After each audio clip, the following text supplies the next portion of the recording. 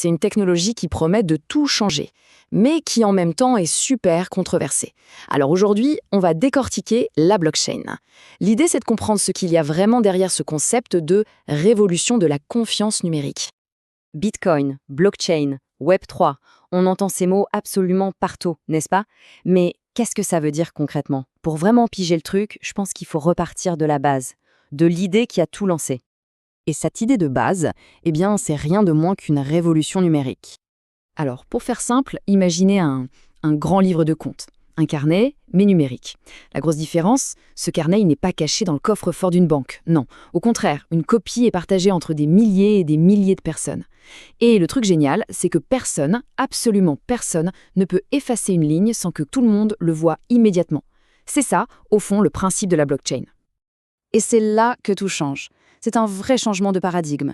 On passe d'un système où on est obligé de faire confiance à un tiers, une banque par exemple, à un système où la confiance, elle est directement intégrée dans la technologie, dans le réseau. C'est la communauté tout entière qui devient le garant de chaque transaction. Cette idée, elle sort d'où?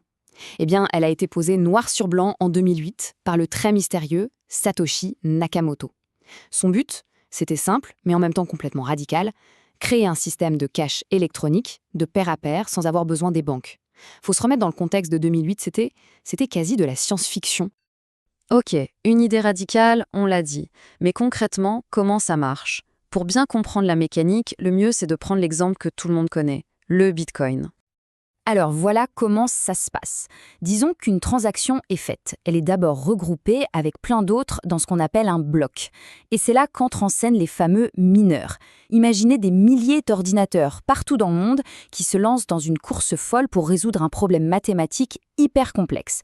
Le tout premier qui trouve la solution, hop, il valide le bloc, l'ajoute à la chaîne existante et c'est comme ça que tout le système est sécurisé. Et c'est justement cette chaîne qui rend le tout ultra sécurisé. Chaque nouveau bloc est lié de manière cryptographique au précédent. Pensez-y comme si chaque page d'un livre était littéralement soudée à la page d'avant. Du coup, si quelqu'un voulait tricher et modifier une vieille transaction, il faudrait qu'il réécrive tout le livre. Et ça, c'est quasiment impossible à faire. Ce système de validation, on l'appelle la preuve de travail ou proof of work. C'est ce qui le rend incroyablement fiable. Mais il y a un mais. Toute cette sécurité, elle a un prix, et un prix très élevé. Parce que pour gagner cette course et résoudre l'énigme, il faut une puissance de calcul absolument phénoménale. Et c'est exactement là que les problèmes commencent. Ce coup, justement, nous plonge directement au cœur du sujet, les promesses et les controverses de la blockchain. Bon, on commence par le sujet qui fâche, l'impact environnemental. Et là, les chiffres donnent le vertige. Une estimation, juste une, évalue les émissions de CO2 du seul réseau Bitcoin à plus de 69 millions de tonnes en un an. Pour se faire une idée, c'est l'équivalent des émissions d'un pays comme l'Irlande. C'est énorme. Mais alors, pourquoi ça consomme autant?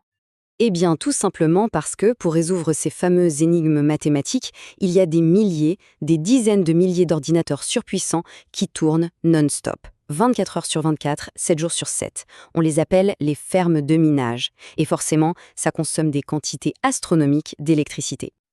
Et puis, il y a l'aspect financier. Là aussi, c'est, de véritables montagnes russes. La valeur du Bitcoin est extrêmement volatile. Ça a permis de créer des fortunes, c'est vrai, parfois en quelques jours. Mais ça a aussi ruiné des tas de petits investisseurs qui ont tout perdu en quelques heures. On voit bien que c'est une technologie à double tranchant. C'est vraiment ça. D'un côté, on a des promesses incroyables, la transparence totale, par exemple. Carrefour s'en sert pour tracer ses poulets, de la ferme jusqu'à l'assiette.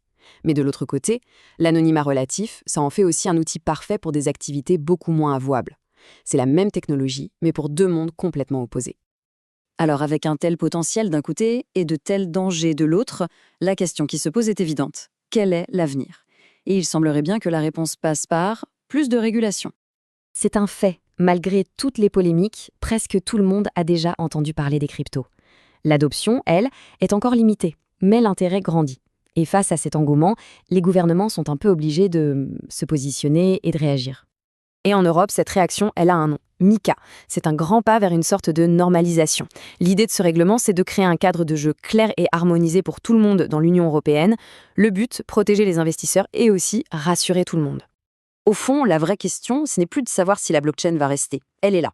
La question, c'est Comment est-ce qu'on va l'intégrer dans nos sociétés? Le grand défi, ça va être de trouver le bon équilibre. Comment on fait pour encadrer les dérives, pour protéger les gens, sans tuer dans l'œuf l'innovation et l'esprit de liberté qui sont à la base même de cette technologie? C'est toute la question.